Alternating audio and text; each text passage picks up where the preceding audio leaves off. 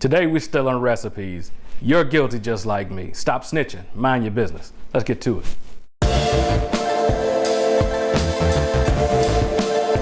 What's up, y'all, and welcome back to BKC Cooks. I'm Brandon Carpenter, and today we are in fact still on a recipe. I'm doing a ginger and mushroom chicken. Gonna have some zucchini in there, a delicious sauce. I'm stealing this recipe from a really big Chinese food chain. I can't say their name, but they got a panda bear on there and it's supposed to be like really fast. I think y'all get the idea. But this is one of my favorite things to eat there, and there's really not a whole lot to it, and I kind of reverse engineered this recipe, and I think I got it close enough. It's close enough for me anyway, but I still think you'll enjoy it.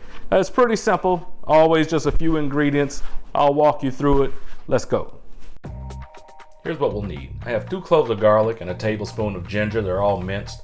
A tablespoon of ginger is about a 1-inch piece. I have 8 ounces of mushrooms.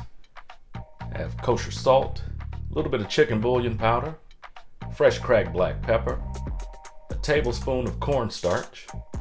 I have 2 green zucchinis sliced about a 1/4 inch thick, canola oil, 6 boneless skinless chicken thighs cut up into bite-sized pieces. I have a splash of soy sauce, and you'll need about 3 cups of water. Start by seasoning your chicken with salt and pepper. Just add it to the bowl or plate, whatever you have your chicken on, and just don't be afraid to get in there and get dirty a little bit. Just season it well, make sure it's coated thoroughly. Now I have a nice heavy skillet. I've got it heating up over medium-high heat. I'm gonna add about a tablespoon of canola oil to the pan, and then we'll start cooking our mushrooms. You can get them all in here, and just give them a toss. That way they coat in oil, and you stand less of a chance of anything sticking. If you want to get fancy and toss it around like me, that's fine too. But you want to stir these up, get them brown. This will take you about 3 or 4 minutes to get them nice and brown. Okay, it's been about 4 minutes. Our mushrooms are nice and golden brown, as you can see. So now we're going to just reserve these on a plate, get them all out of there. Add a little more oil to the pan, and we'll start cooking our chicken in batches. Be sure you don't overcrowd your pan, that way your chicken browns instead of just steaming or boiling. Just spread it around well and give it a stir every few minutes till it's nice and brown on all sides.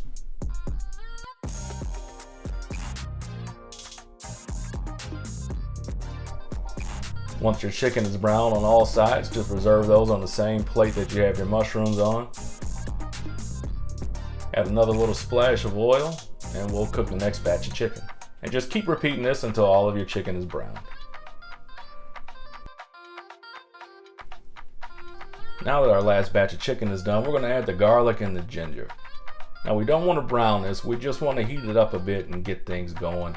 Get the oils and the aromatics from those moving around and smelling good. Your kitchen should be smelling really good at this point. So we're just going to stir this around for about 30 seconds or so. Again, we don't want to brown it. Now we're going to add about a 1/4 cup of water just to deglaze the pan. That's going to help pull up all the brown bits, all that flavor that's left behind from the chicken, the mushrooms, and the aromatics. So just scrape that pan with your spoon, stir it around, give it a good scrape.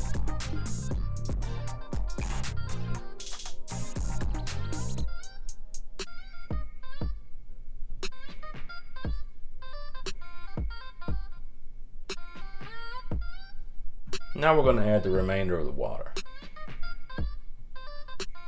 This is going to be the basis of our sauce. Now I'm going to add about a teaspoon of chicken bouillon powder. You want to go slow with this. You can always add more later. Remember, we salted our chicken earlier, and we're going to add a little bit of soy sauce. So give everything a good stir. We're going to add our chicken and our mushrooms back in. Get all the juices off that plate. Don't leave that behind.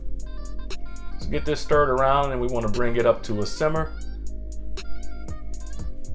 Once we got it up to a simmer, we'll pop a lid on it and let it simmer for 5 minutes.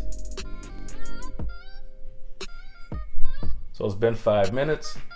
What we want to do now is bring this up to a boil. We'll give this a quick taste for salt, and we're going to add just a splash of soy sauce. This is probably about a half teaspoon I'm adding here. So again, you can always add later. You can add it per plate or to taste in the pan, but you want to start slow. You don't want to oversalt this. So it's important that you get this boiling because we're going to add our cornstarch. We're going to add about a tablespoon of water to our cornstarch to make a slurry. And that's going to thicken up our sauce, but it won't thicken up properly if that sauce isn't boiling. And you'll see once that cornstarch hits it, it's going to thicken up really, really fast.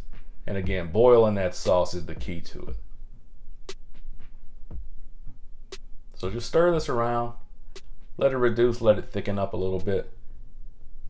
And that should coat the back of a spoon. Yep, we're nice and thick. Now we're gonna add the zucchini and turn this down on low. We'll get all this stirred around. Get that sauce coating on those zucchinis really nicely. Get everything spread around. We'll pop a lid on this and let it go for about 5 minutes. And then we'll be ready to serve.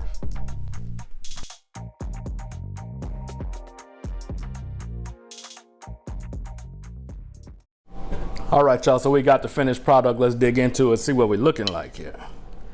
So I'm serving mine with white rice. You can do this with steamed vegetables or roasted vegetables, whatever you want to do, but the restaurant that I copied this from, that we will not name, they serve theirs with rice, so that's what I'm doing. So let's see where we're at.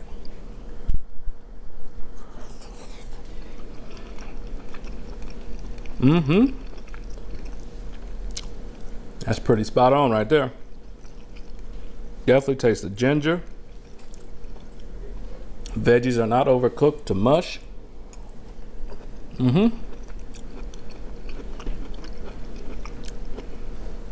Tender crisp. That's what your vegetables should be. And that's what we got here. But this is really good, y'all. Easy to do. And I hope y'all try it. So do me a favor as always, y'all. Click that bell, click that subscribe button. That way you're notified when I drop a new video. And again, y'all, don't be snitching on me. Mind your business. Don't tell these people I stole their recipe. Just go enjoy it, make it for your family. And I'll see y'all next time. Take it easy.